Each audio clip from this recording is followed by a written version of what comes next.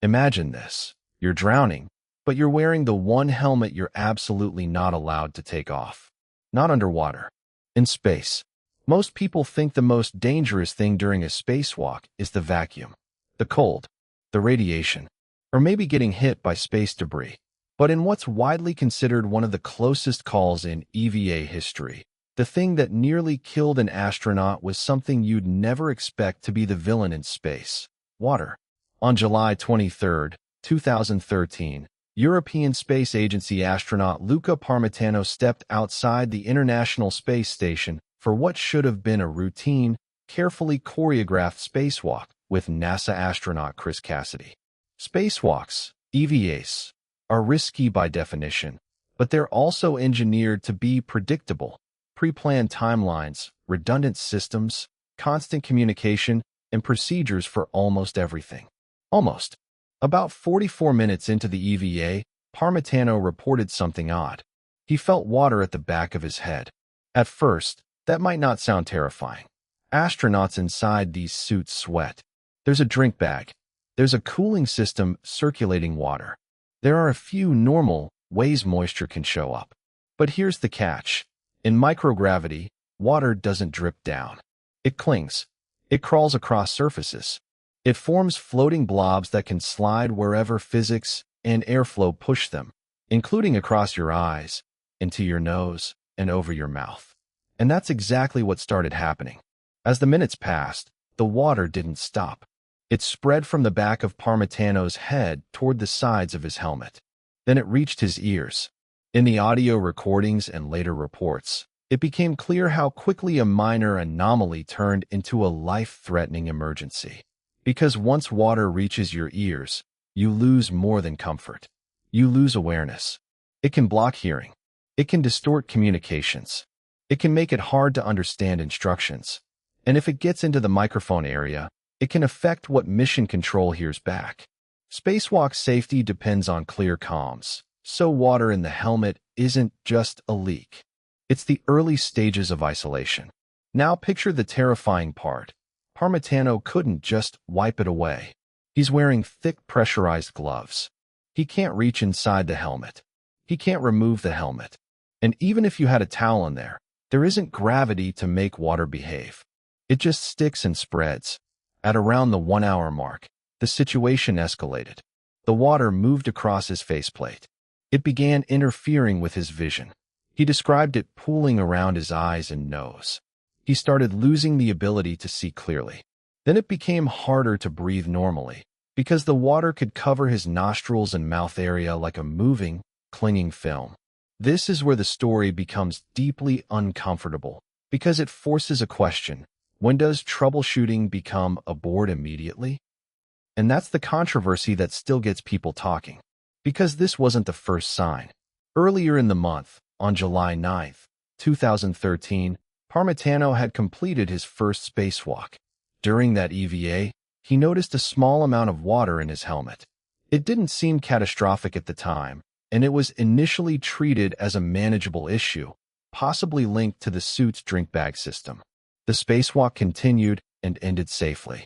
But after July 23rd, investigators concluded the July 9th water was likely an early warning that something in the suit's cooling and ventilation system wasn't right. So here's the hard retention question. If the first leak was a clue, should the second spacewalk have been delayed until the root cause was fully understood? On July 23rd, as water continued to accumulate, mission control and the crew transitioned from troubleshooting to emergency response. The EVA was terminated early, far early. A spacewalk planned for several hours ended after about 1 hour and 32 minutes. Now the mission became brutally simple. Get Parmitano back inside before water fully disabled him. But even go back is not simple outside the station. You have to translate hand over hand along the ISS structure. You have tethers. You have to manage tools. You have to stay oriented. And you have to find the airlock and re-enter procedures correctly. Parmitano's vision was compromised. His hearing was compromised. And the water wasn't just uncomfortable. It was actively dangerous, because it can block the suit's ventilation paths and it can interfere with the airflow that helps remove carbon dioxide. A buildup of CO2 can cause headaches, confusion, panic, and loss of consciousness, exactly what you can't afford during an emergency. Chris Cassidy moved into action, helping guide and monitor him. Parmitano made his way back, and once at the airlock, they began repressurization. Only when he could finally remove the helmet was the full severity obvious. There was a large amount of water inside, far beyond what anyone wants in a life support system. NASA's later investigation traced the root cause to the suit's fan pump separator, often called the FPS. This component is part of the EMU, extravehicular mobility unit, life support system. It helps circulate air and manage moisture, separating water from the ventilation loop.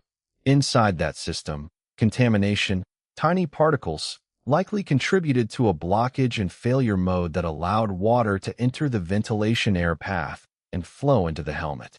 NASA's findings included issues involving the water separator and the way the system handled particulates. In plain language, a part designed to keep water where it belongs didn't do its job, and the suit started feeding water into the one place it absolutely cannot go. The amount of water was not just a splash. NASA's investigation discussed water accumulation on the order of roughly a liter or more in the suit system, with a significant portion making it into the helmet area. In microgravity, that's a potentially fatal amount, because it doesn't drain, it smothers. This incident changed spacewalking. Afterward, NASA suspended U.S. spacewalks for a period while they investigated and made modifications. New procedures and hardware updates were introduced to reduce the chance of recurrence and to give astronauts better emergency options.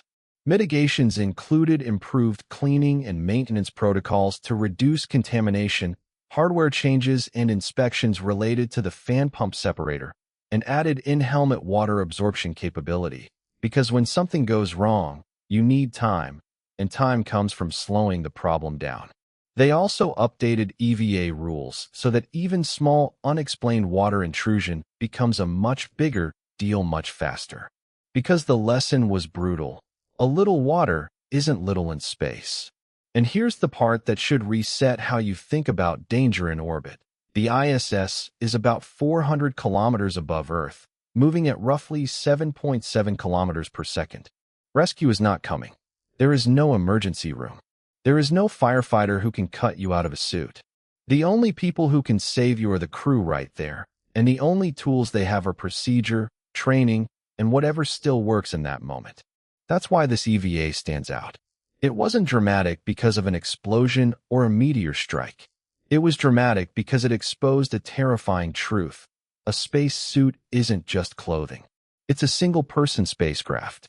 And if that spacecraft starts failing in the wrong way, you can be conscious and aware while your environment becomes unlivable. So when people ask, what's the most dangerous spacewalk ever? You can argue different eras had different risks.